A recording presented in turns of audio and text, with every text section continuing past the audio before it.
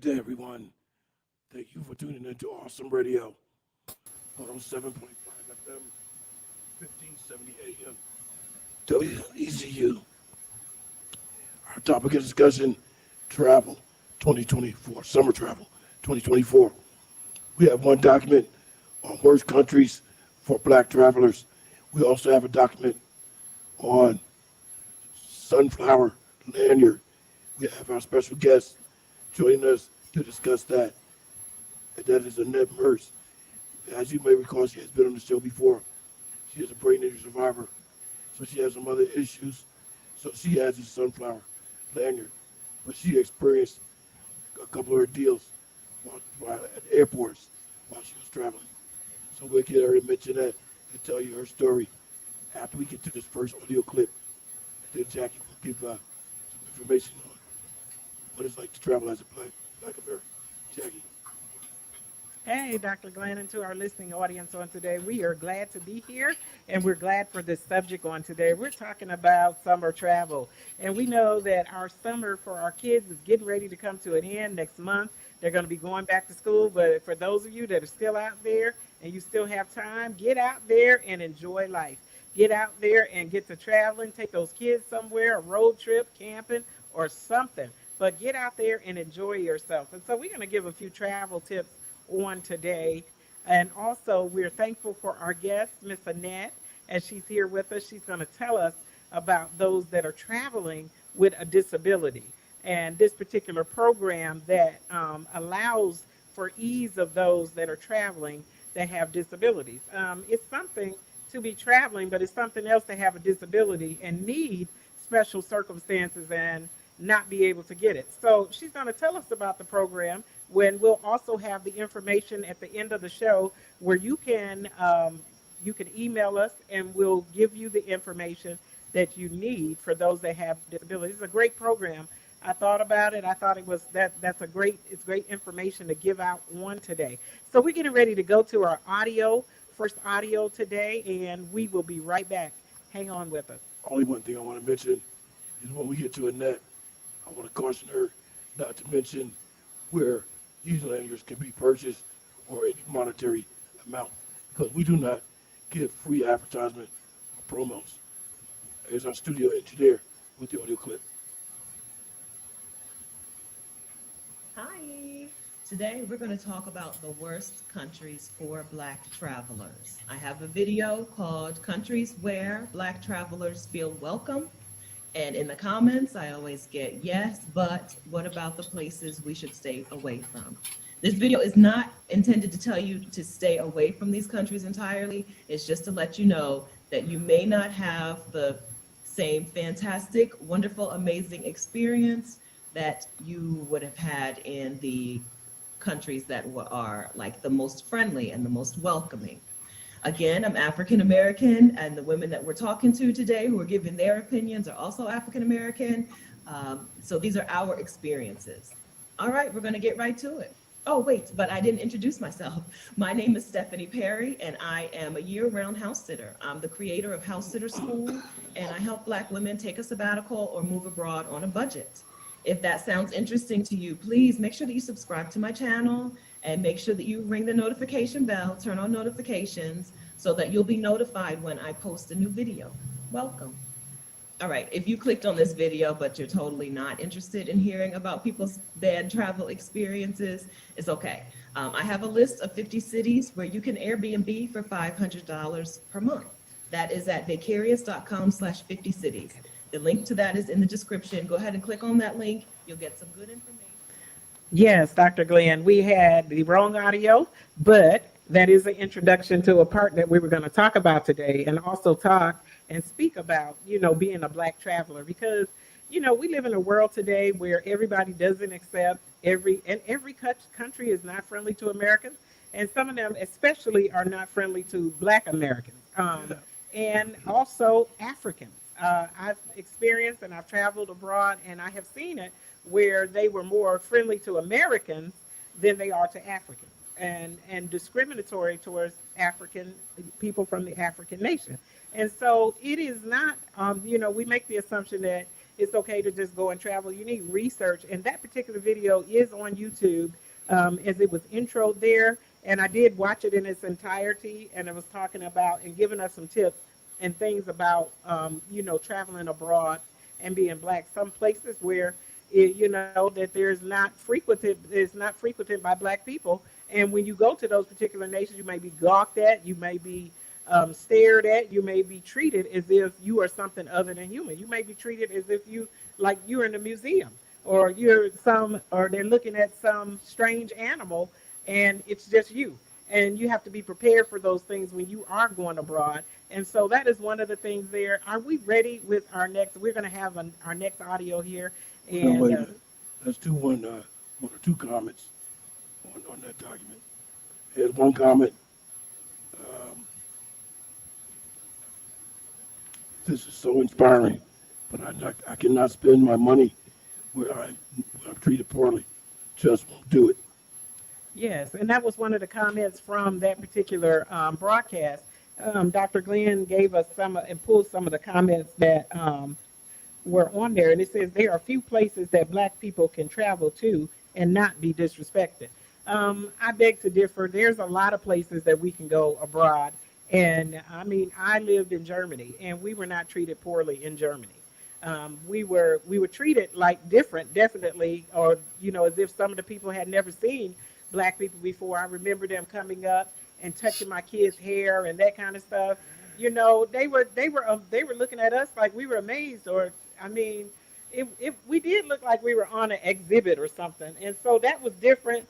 But I also understood that maybe some of them had never seen black people before, or black little girls with the braids and barrettes on their hair and beads on their hair, and they were coming up trying to touch. I didn't feel threatened by it. I didn't feel offended by it. You have to understand that you are black and you're in a foreign country, and that's to be expected. Is sometimes people they've never seen you before, and they want to see if that color rubs off. They want to see, you I remember back in time it was told that some of us had tails, and some of them might want to see if you have a tail, if you're actually a monkey or something. I mean, it could be any number of things that could be disrespectful, or it could not. And some of them, I saw them as very kind old ladies, and they're just coming up and looking at the kids and squeezing their cheeks and being nice. I didn't see it as a threat, and it depends on how, it depends on your mindset. But you need to be prepared when you're going abroad for those type of things. Dr. Glenn? I have one question before we go to the break. Then we'll come back with Miss Annette Mertz. While you were in Germany, did you notice the majority of the people were blonde, blue-eyed? Not necessarily. I didn't notice blonde and blue-eyed. There were some that were there. I have my own opinions and some things that I may keep private about some of the things that I experienced there. But, one of the things I was amazed by is that you could see a little old lady. I mean, she's barely getting along, and she would jump out there and get on a bike and paddle like for miles. And I mean, little old lady, and you think she's just barely making it, and boom, get on that bike, and she's gone. So those are some of the things that I really enjoyed about seeing that country. But I didn't see, as you said, the blonde hair, blue-eyed. I mean, a lot of them were just dark-haired and brown-haired, just like any other race. It was a mixture of people. And by us being military, we were in the company and the mixture of a bunch of people.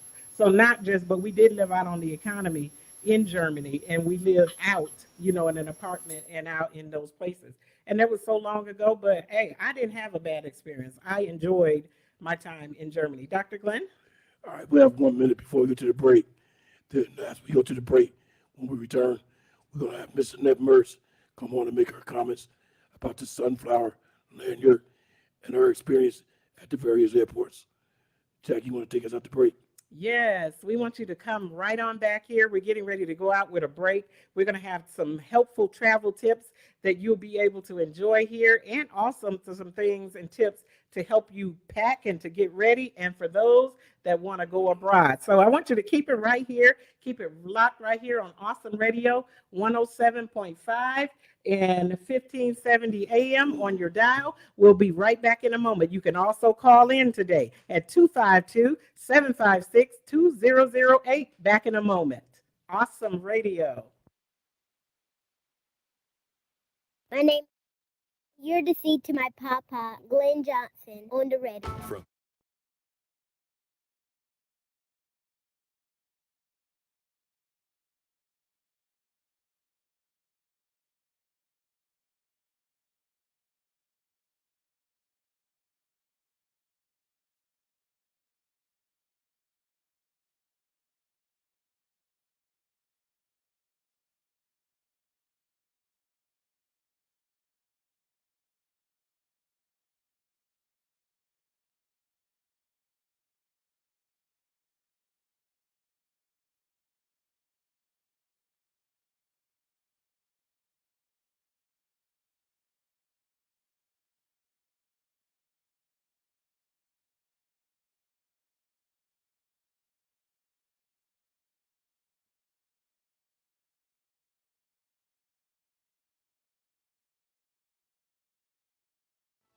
org. Hi, my name is Tracy. Thank you for listening to Awesome Radio 107.5 FM, 1570 AM, WECU. I'm Eric Rubin. Dobre došli v Bulgaria. Welcome to Bulgaria. As U.S. Ambassador to Bulgaria, I'm experiencing Bulgarian hospitality, culture, nature, and historical sites firsthand. Join me, my embassy colleagues, and a growing number of American travelers who are discovering the beauty of this country. To make sure your trip to Bulgaria or anywhere abroad is the best experience possible, the U.S. State Department has 4 pieces of advice. Get informed, get the required documentation, get insured, and get enrolled in the Smart Traveler Enrollment Program, STEP. You're right, Jordan, to my right. Rick Steves visited Bulgaria recently. I'll let him tell you more about STEP. Hi, I'm Rick Steves, here in Sofia, Bulgaria. I believe that when you travel smartly, it's just as safe as staying home. And thoughtful travel helps us to better understand our world, more important than ever these days.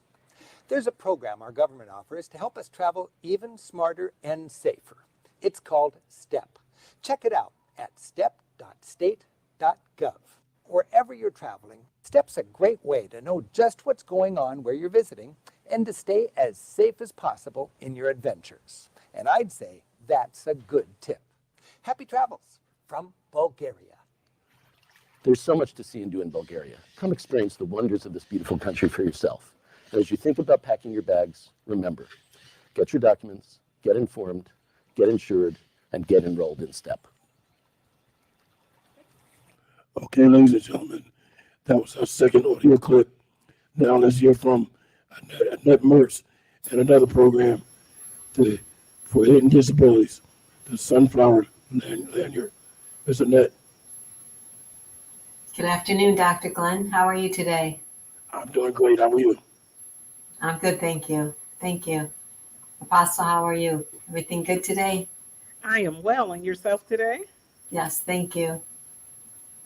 So, yeah, I recently traveled flying for the first time since my accident a little over a year and a half ago. And I was a little apprehensive going up in the air. I have a traumatic brain injury and I had surgery in my brain. So I was really apprehensive about whether I was going to have any difficulty flying. You know, was it going to create any pain? And I was with my family. Fortunately, I was with my daughter, my son-in-law, my granddaughter, and my mother. So that obviously helped a lot. But through the North Carolina Traumatic Brain Injury Association, I learned about a lanyard, and it's called the Sunflower Lanyard. And it's a specific green lanyard that has sunflowers on it that you can wear. And the lanyard was designed in the United Kingdom to identify that you had a hidden disability. And so many airports worldwide are listed that recognize the lanyard.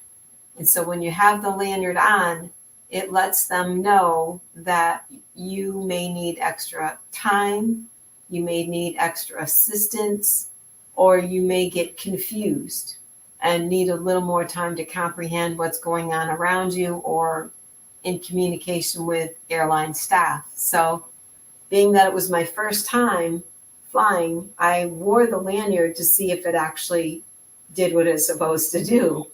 And I was flying out of Raleigh, Durham, And when I checked in, I asked the gate assistant, or I'm sorry, the gate person, if they knew what it was, and they did. And then when I got to TSA through go through security, the woman pushing my wheelchair, I had a wheelchair assistant, she didn't know what it was. And when we got to go through security, she insisted that I take my sneakers off, and I was sitting in a wheelchair. So I said to her, I really don't think I have to. And she asked me if I was 75, and I said no. She goes, well, if you're not 75, then you have to. And I said, ma'am, I'm in a wheelchair. I really don't think I have to take my shoes off. But she insisted, and because it was my first time flying, I didn't want to create a problem for myself, so I took my shoes off. And when I got up to the scanning machine, the woman on the opposite side saw my lanyard. And she said, do you need assistance? And I said, yes, I do. And I said, this woman just made me take my shoes off, and I'm not comfortable walking in my socks on the floor. I'm afraid I'm going to slip. And she came right over to me, put her hands out, let me hang on to stand up, helped me go through. And she said, you didn't have to do that. And I said, I didn't think so, but you need to retrain your staff to let them know what this lanyard means. So when I shared with the group, I know there are other people in our group that have been traveling that have had some trouble. And I really think that if more people knew about it and we could do more to be advocates for the program that might assist in training staff at an airport, what it is and what it's used for, could be very, very helpful. And again, it's any disability. It could be children that have autism. It could be stroke patients. It could be traumatic brain injury. The whole point is it's a hidden disability. So I have some physical limitations as a result of my motor vehicle accident.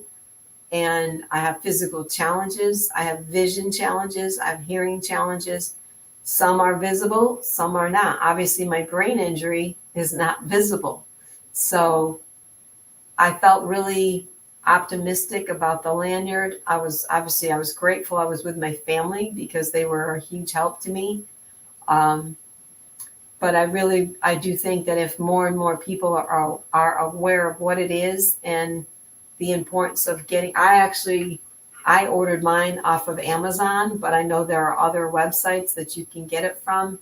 And I can email Dr. Glenn with more information on how to get it and where it started in the UK. And I think it could help a lot of people. Yes, Miss Annette, I absolutely agree. I agree that it's a very, very good thing, and also to help those. And I specifically want to express the portion about being hidden, having hidden disabilities. Because if people can see the disability, they tend to automatically be more helpful. But if they can't see the disability, especially as you talk about children with autism or adults with autism, sometimes the loud noises, and also it takes them a while sometimes to understand or to move or react to what is being Yes. said to them. And I think that especially would be a great program for those that have autism, especially going through the airport. Everybody's in a hurry. They want you to move through fast, and some people are not understanding as to why or what is going on, as to why that person may be delayed or not moving like everyone else. Yeah, exactly. I agree. Sorry, go ahead. I don't think it's a blatant form of disrespect or anything. Like you said earlier, people need to be retrained to recognize what some of these things are. Yes. Yeah. Definitely. So those of you that would like to be interested, that are interested in that particular, in being the sunflower lanyard, you can contact us after the show is over, and we will be able to give you the website that you can go to, or that you can look it up on your own. You don't have to wait on us. We've already said the word sunflower lanyard. That's right. So that's your hint, your clue to Google and find out about that program. or email me, and I will send you the document that I have on the sunflower lanyard. Yes, and wonderful program, Miss Annette. I just want to ask you before we get ready to let you go, and I know you couldn't stay on long, but how was your trip? The trip was wonderful. It was actually, we went home to my hometown where I grew up. So my daughter, it was her 20th class reunion from high school, but they do what they call alumni weekend. So everybody that went to school, there's a meet and greet Friday night, and they have a parade on Saturday of classes. And it's, I mean, my mom is 90, and she went to go to her alumni weekend. So we had four generations: my granddaughter, my daughter, myself, and my mom. So it was very, very special. All right, Miss Annette, we're so glad to hear that. We're going to ask you to hold and come right back with us from this break, and we'd like to hear a little bit more because I just have to say, wow, 90 something and going to a class reunion. That is something awesome. And so we are going to come back. We're going on our break right back in a moment. Thank you.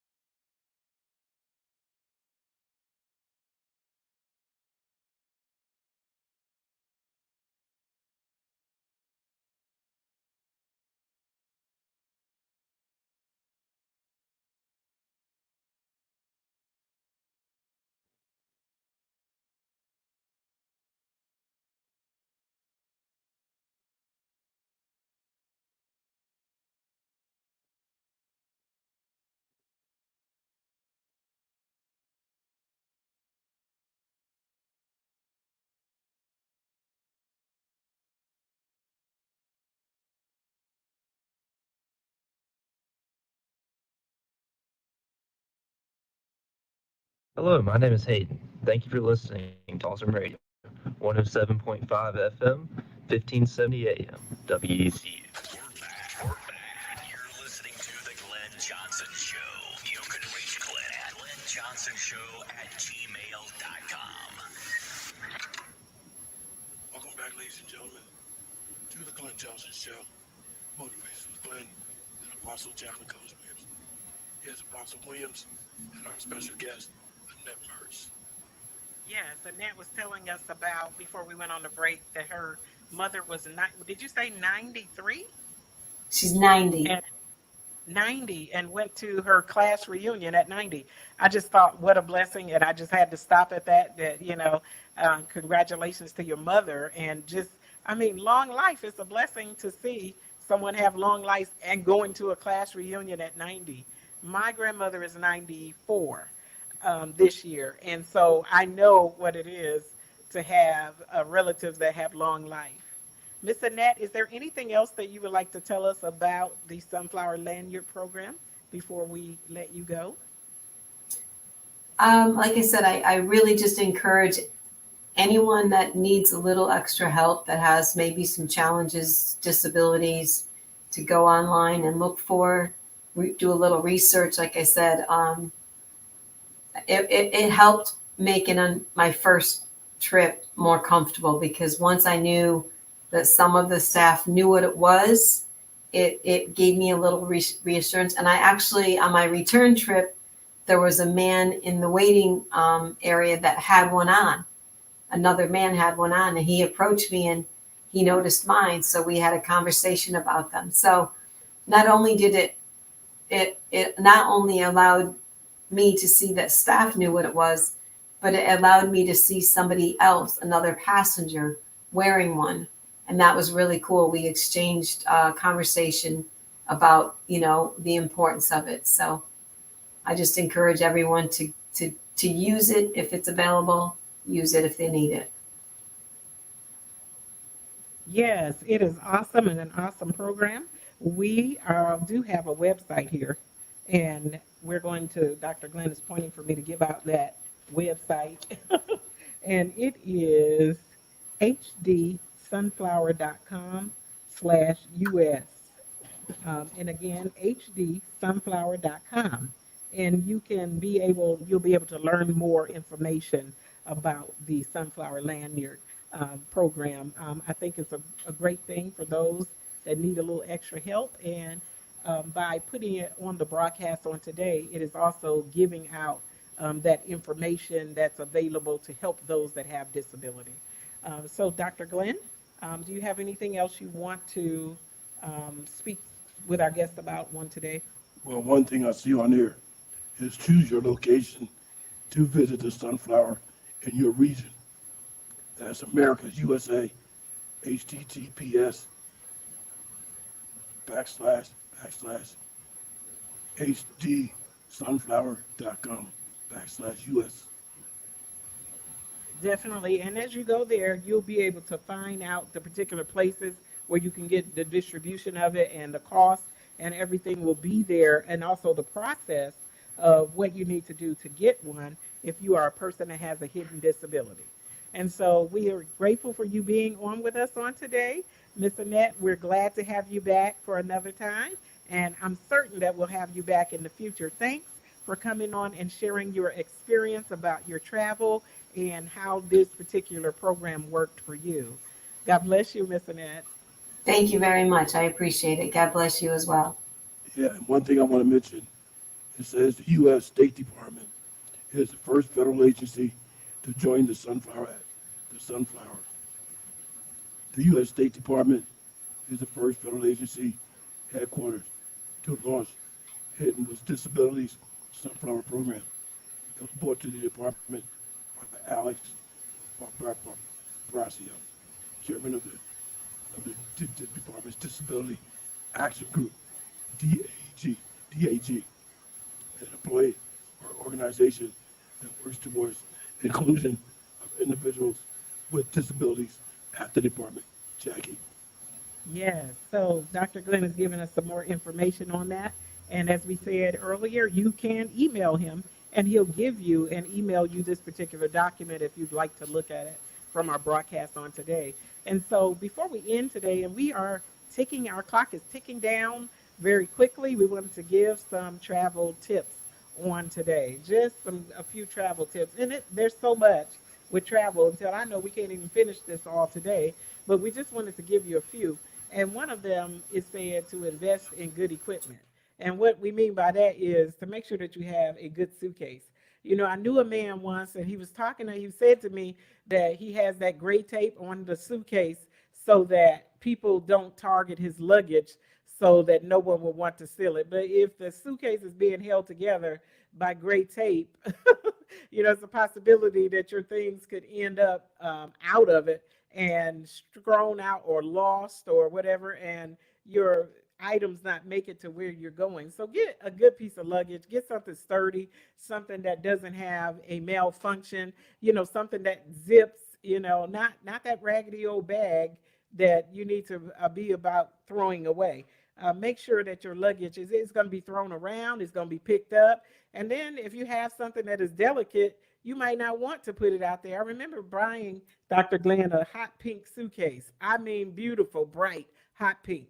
And by the time it got where we were going, the outside of that suitcase looked like, I don't know what. It had been left out in the rain as it was transferred onto the plane. It no longer had the vibrant colors and beautiful like I thought. It was like a darker pink by the time I got where I was going. So, you know, make sure that you make your choices there. Understand that light colors are something that could get dirty or could be, you know, exposed to the elements and dirt and different things. Also out on the ground, it could fall on the ground. So things could get dirty. Also, look at those particular things. Dr. Glenn, did you want to add anything? Yeah. And speaking of certain items, be sure that when you travel, especially abroad, you don't have things in your luggage that might be not admitted in that country. And make sure you don't have any liquids in your bag. Liquids are so important. Ever since COVID, ever since 9/11. So you can't travel with certain liquids, perfumes, anything like that. And certain food items you can't have and take to another country. Definitely. And I want to say this, and I should have said this before we ever started with any of these particular tips, is that you need to pray before you go on your trip. Pray for safety, pray that you're covered. pray that you have a good trip. Pray, just spend some time in prayer because this world is very, very crazy, and you can't afford to go leave home and not be covered in prayer. You need to be praying. Psalms 91 says that he that dwelleth in the secret place shall abide under the shadow of the Almighty. So when you abide and when you dwell in the secret place and you spend time in prayer, you're covered by God. You need to be covered, and you need to cover your trip. Pray for the airline people, the pilots, and everybody that you meet. You want to go and come back and have a good testimony. Dr. Glenn? All right, we have 2 minutes before we go to the next break. Then we'll be back with our final 20 minutes of clay. We'll be back with our final 20 minutes. But Jackie has all the documents in front of her.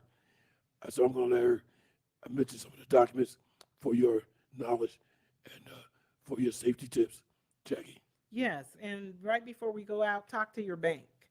Before you leave, call your bank and let them know. When you start using your debit card out in different places, that bank can flag it and stop the use of your debit card because they see these charges that are happening in some other country or some outside place, and they may not know that it's you. So you need to contact them and tell them that you're going to be traveling. It happens all the time. It happens to me. I've been in places where I was at the gas pump in another state putting in gas, and I couldn't use my debit card. I had to call and see what it was, and the fraud prevention people, they had locked my debit card because they see this gas happening in a strange state or someplace that's outside of the place that I've been to for a while. So definitely call your bank and let them know that you're going to be traveling so that you're not struggling to try to get your funds when you're out on the road. You don't want to be out there and not have no money or stuck at the gas pump like I was trying to get them to unlock it so I could get gas and get on my way.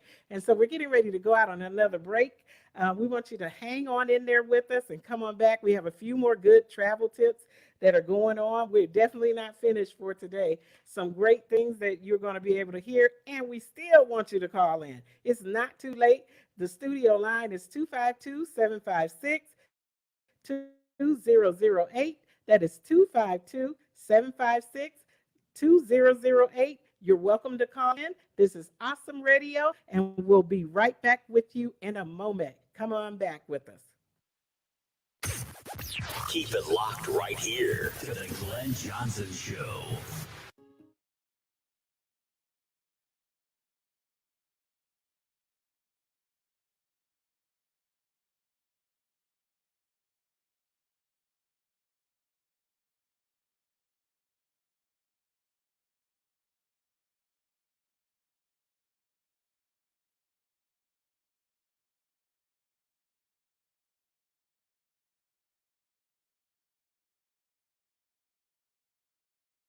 My name is Dr. Wiley Nifong. Thank you for listening to Awesome Radio, 107.5 FM, 1570 AM, WECU.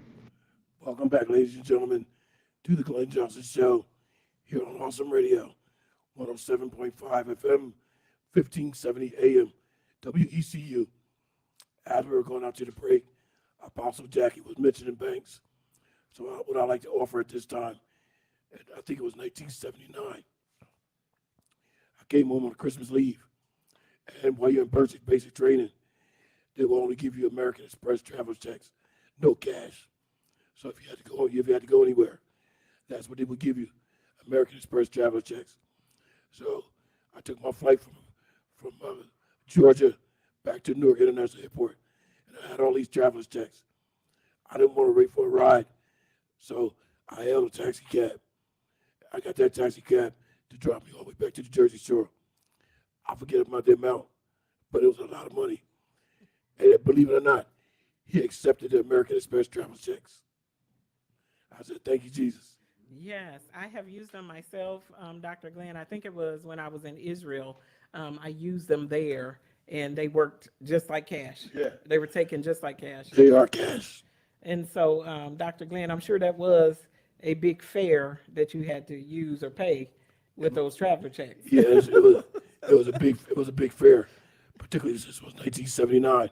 So everything seemed high. I think it was $125, $150. Well, in our digital revolution now, we don't hear anything about traveler checks anymore. It used to be commercials on TV that were advertising and I used to know I can't remember it now, but I used to know the commercial and what they would say about the traveler checks. But now we don't hear that anymore because we live in such a world where everything is instant now, and you can bank from anywhere in the world as long as you have a smartphone, and these smartphones have just changed everything. That's right. Another thing that you don't see anymore, department stores with what do you call that thing? Uh, what is that thing? I said on the tongue. Gift, gift, gift checks. They don't issue gift checks no more.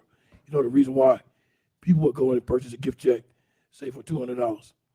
So you get the gift check, walk out of the store. They will put their name on it, go back inside, cash it for $200 because their name was on it. I have never heard of a gift check, Dr. Glenn, but they do have gift cards now. And Well, so, like this digital revolution, you put it on that gift card, and it's the same thing. well, that's why they had the gift cards now. No more gift checks. Well, they used to have layaway too, and a lot of places don't have layaway. It used to be, layaway used to be the thing especially when you had children coming up to Christmas, you could put that layaway and pay on it every week, and then get that stuff off for Christmas. Layaway was a blessing. You see it. Our studio engineer sees the gift checks, but Jay was just mentioning a layaway. Well, see, Dr. Glenn is a little bit older than me too, so he might know a few more things that I don't know. Yeah, I think I still have some stuff on layaway that I forgot about. I probably owed him $1 million for one shirt. In 1970, huh? Yeah, I'm serious. I probably owed him $1 million for one shirt and one pair of pants. And that's what they do. They would put that layaway back. If you didn't come and get it in time, they would put it back. And it used to be a very good program, especially to help people that had, We have a caller calling in. that had limited finances. It looks like we have a caller coming in. Caller, you are live on the air on the Glenn Johnson Show. Yes, I'm going to Minnesota. I'm sorry, what was that? I'm going to Minnesota and the Mall of America. And so, do you have a comment or is that a question? I said I'm going to the Mall of America in Minnesota. Are you trying to call the Glenn Johnson Show with a comment? No, I'm telling you, I'm going to Minnesota on for the weekend for the same time with my family. Well, can I ask you a question? Is there any kind of dire emergency? Do you need help with anything? Do you need help or rescue or anything?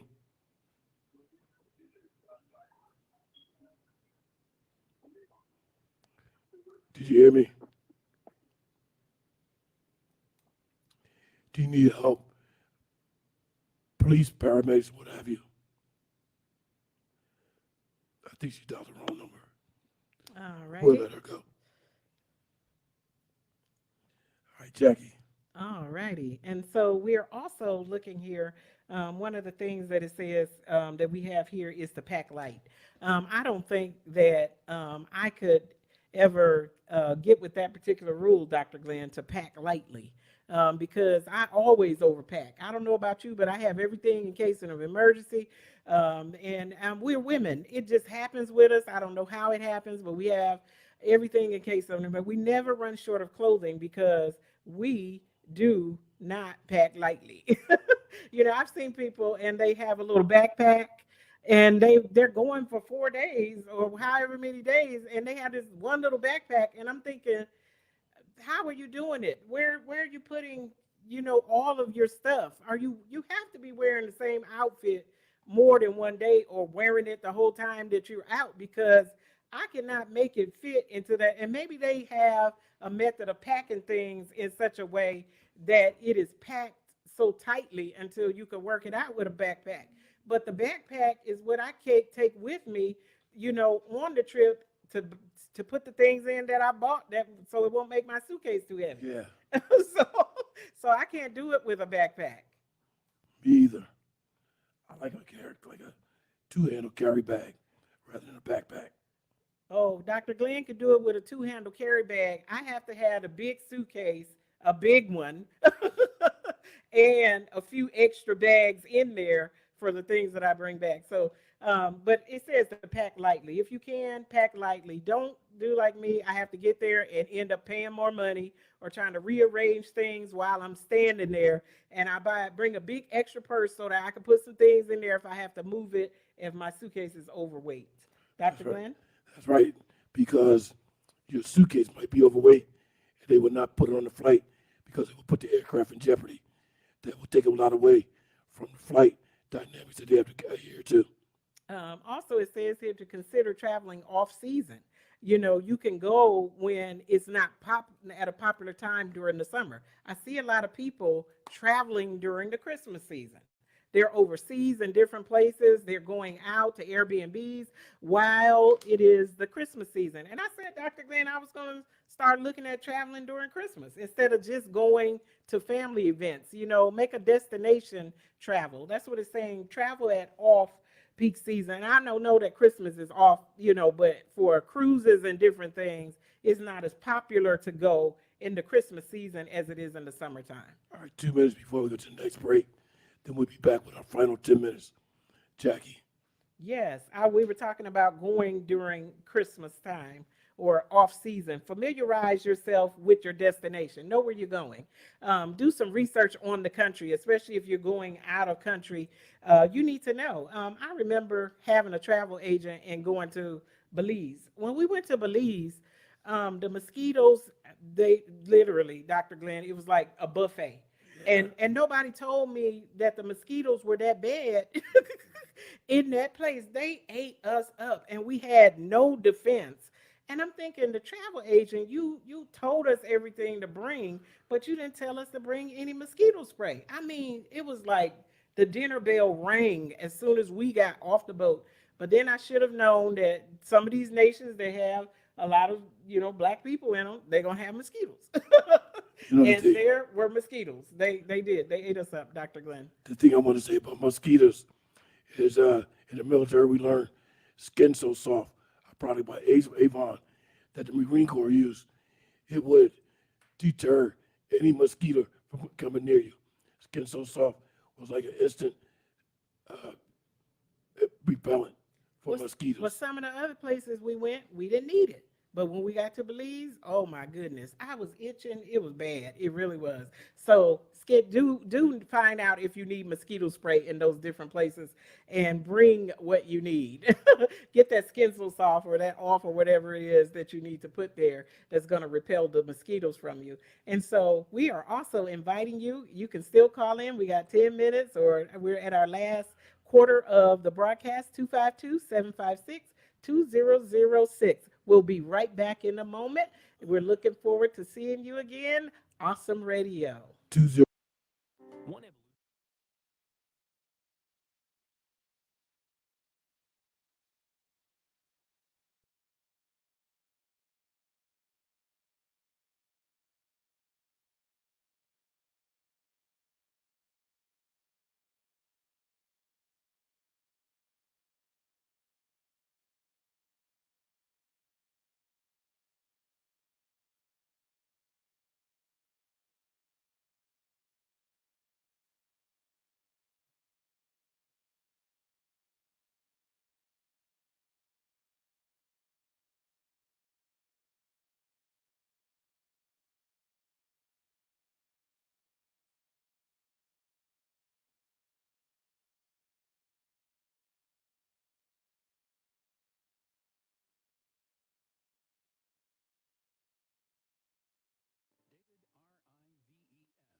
.com. My name is Jayla, and you're to see to my papa, Glenn Johnson, on the radio. We have a caller calling in. Caller, you are live on the air on the Glenn Johnson Show. Hey there. I was just curious. The clip that you shared earlier, that was the wrong segment or something. Is that going to be on a future show? I was just curious because that was great travel information as well. I'm sorry, I didn't understand your comment. Jackie, did you understand that?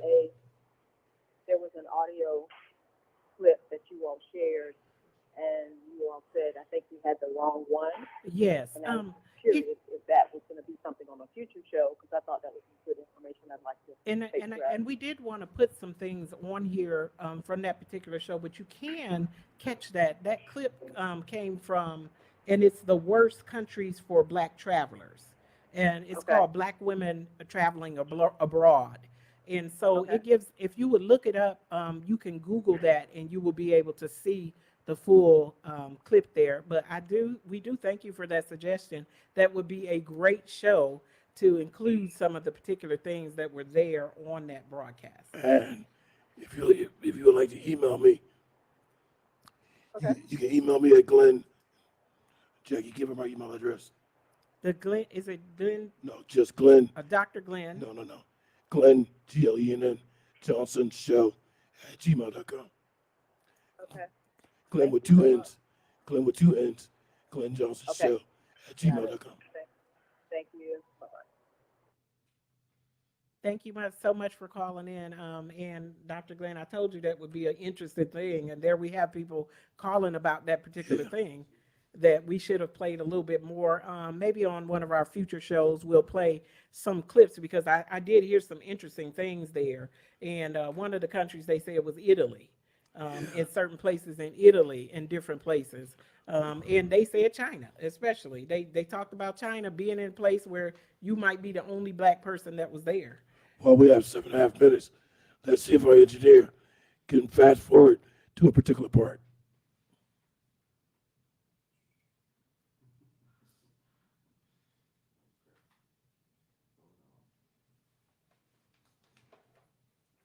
I thought this was very interesting Is to bring how forth. you interact with males, because usually the males are the ones that own the shops. And unfortunately, don't be alarmed if someone kind of like touches you or grabs you to come look at their items that's in their shop.